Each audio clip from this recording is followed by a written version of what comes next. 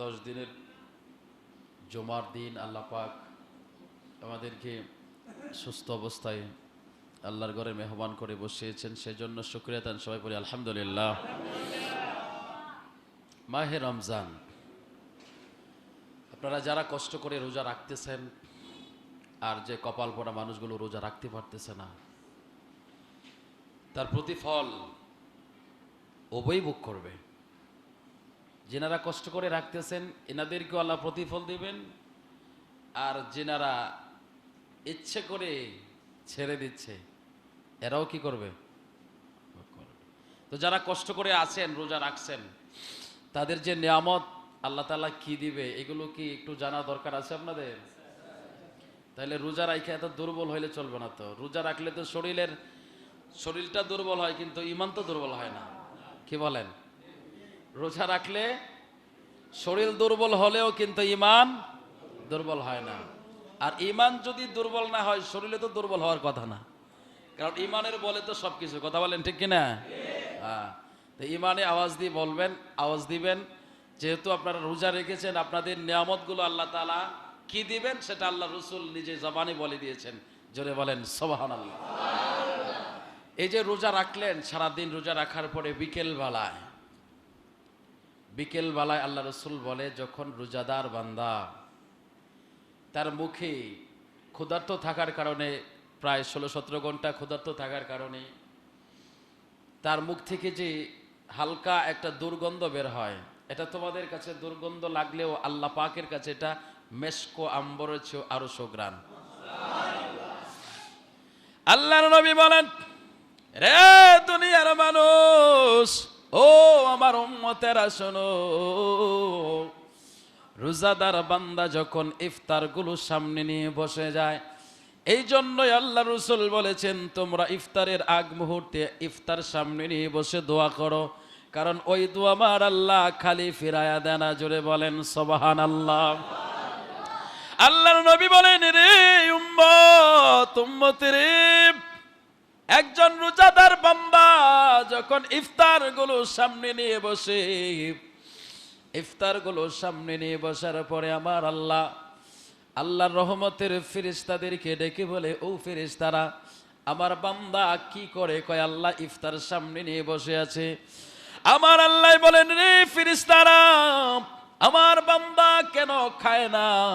ফেরেশতারা কয় আল্লাহ তোমার বান্দা খায় না তোমার ভয়ে। আরো জোরে আমার আল্লাহ রাগ দিয়া কই, রে ফেরেশতার দল, আমার বান্দা প্রায় 16-17 ঘন্টা পর্যন্ত পানির তৃষ্ণা, গলা শুকিয়ে আছে, পেটের খিদা ভীষণ ক্ষুধার্ত, খাবার সামনে আছে, পানি সামনে আছে, শরবত সামনে আছে, এরপরেও আমার বান্দা খায় না। এবার আল্লাহ কই, ফেরেশতারে কেন খায় না? কই আল্লাহ তোমার নাম যতক্ষণ মসজিদের মুয়াজ্জিন না বলবে ততক্ষণ তোমার বান্দা কোনো খাবার মুখে দিবে না। অর্থাৎ মাগরিবের সময় যখন মুয়াজ্জিন বলবে আল্লাহু আকবার, আল্লাহু আকবার, একটু আওয়াজ করে বলেন না আল্লাহু আকবার। ফেরেশতারা দিয়া কয় আল্লাহ গো, তোমার বান্দা যতক্ষণ তোমার নামের ধ্বনি না শুনবে, আল্লাহ মহান, আল্লাহ মহান যতক্ষণ না শুনবে ততক্ষণ তোমার বান্দা খাবার পানি কোনোটাই গ্রহণ করবে না। এবার আমার আল্লাহ কয়, ফেরেশতা, ও ফেরেশতা আমার বান্দা কেন এত কষ্ট করতেছে, কিসের জন্য করে? ফেরেশতারা জবাব দেয়া দেয় আল্লাহ দুইটা কারণে। জোরে জোরে কয়টা কারণ? আমার আল্লাহ ডাক দেয়া কই, ফেরেশতার দল আমার বান্দা কি দুইটা কারণ?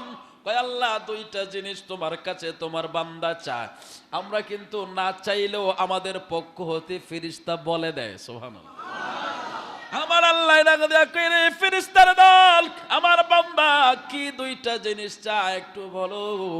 এবার ফেরেশতারা ডাক দেয়া কই আল্লাহ তোমার বান্দা এই সারাদিন পর্যন্ত ক্ষুধার্ত, পানির তৃষ্ণা, খাবার সামনের পরও খায় না তোমার ভয়। আই আল্লাহ যদি খায় তারা জাহান্নামে যেতে হবে, এর শাস্তি জাহান্নামে ভোগ করতে হবে। এই জাহান্নামের ভয়ে তোমার বান্দা খাবার গ্রহণ করে না। আমার আল্লাহ ডাক দেয়া কই, ও ফেরেশতা আমার বান্দাকে কোনোদিন জাহান্নাম দেখছেনি? আরো জোরে। ফেরেশতা ডাক দিয়া কয় আল্লাহ গো, ও আল্লাহ, তোমার বান্দা কোনদিন জাহান্নাম দেখে নাই। আমার আল্লাহ ডাক দিয়া কয় ফেরেশতারে, আমার বান্দা জাহান্নাম দেখলো না, শুধু জাহান্নামের কথা শুনলো। শুনতে যদি এত ভয় আমার বান্দার অন্তরে থাকে, ও ফেরেশতা, তাহলে তোমরা সাক্ষী থাকো। আমি তোমাদেরকে প্রশ্ন করতে চাই, ও ফেরেশতা, যদি আমার বান্দা জাহান্নাম দেখতো তাহলে কি করতো? এবার ফেরেশতারা ডাক দিয়া কয় আল্লাহ, যদি একটা বার তোমার বান্দা জাহান্নাম দেখতো তাহলে কোনোদিন পাপ কাজ করতো না। জোরে বলেন আল্লাহু আকবার। আমার আল্লাহ ডাক দিয়া কয় রে ফেরেশতার দল, তাহলে তোমরা সাক্ষী থাকো, আমার যে সমস্ত বান্দা বান্দিরা আমি আল্লাহর জাহান্নাম দেখলো না, এই আমার বান্দারা জাহান্নাম না দেখে শুধু শুনে জাহান্নামের ভয়ে তারা খাবার প্রাণী গ্রহণ করলো না, আমি আল্লাহর হুকুম মানলো। ও ফেরেশতারা, তাহলে তোমরা সাক্ষী থাকো, ভালো করে লিখে রাখো, হাসরের ময়দানে তোমরা সাক্ষী দিও।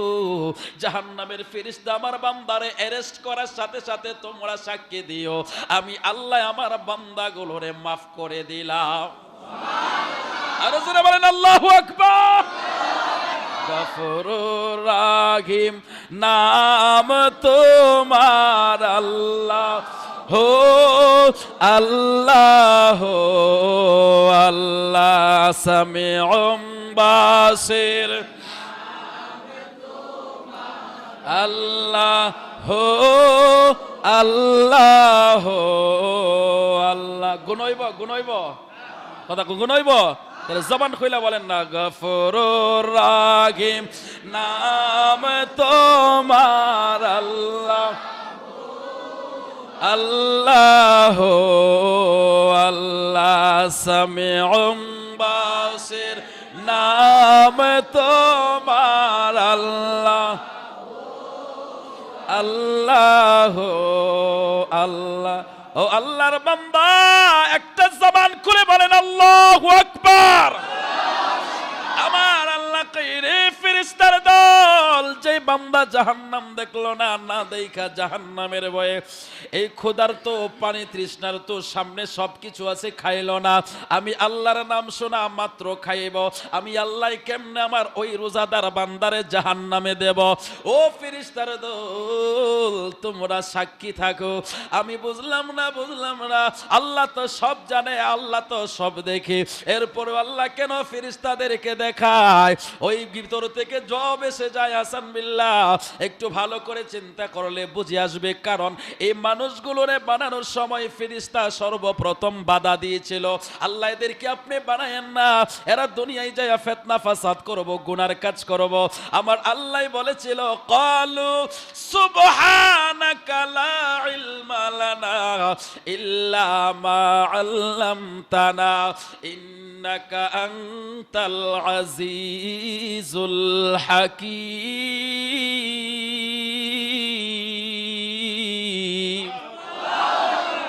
আমার আল্লাহ কই রে ফেরেশতার দল, আমি আমার বান্দা বানানোর জন্য তোমরা বাধা দিয়েছিলা, দেখো আমার বান্দা খাবার সামনে, পানির সামনে, শরবত সামনে, কত আইটেমের খাবার, এরপরেও আমার বান্দা আমি আল্লাহর ভয়, আমি আল্লাহর নাম যতক্ষণ মসজিদের মাইকে আওয়াজ না হয়, যতক্ষণ আল্লাহ মহান না বলে, ততক্ষণ পর্যন্ত আমার বান্দা খাবার খায় না। ও ফেরেশতারা, তোরাই তো বলছিলাম আমার বান্দাগুলোরে আমি না বানানোর জন্য, দেখ তোরা আমার বান্দা আমি আল্লাহরে কতটা মহব্বত করে, আমি আল্লাহরে কতটা ভয় করে। রে ফেরেশতার দল, আমার বান্দা যদি ঘরের দরজাটা লাগায়া খায়ালাইতো, কেউ তো দেখতো না। আমার বান্দার যে পরিমাণ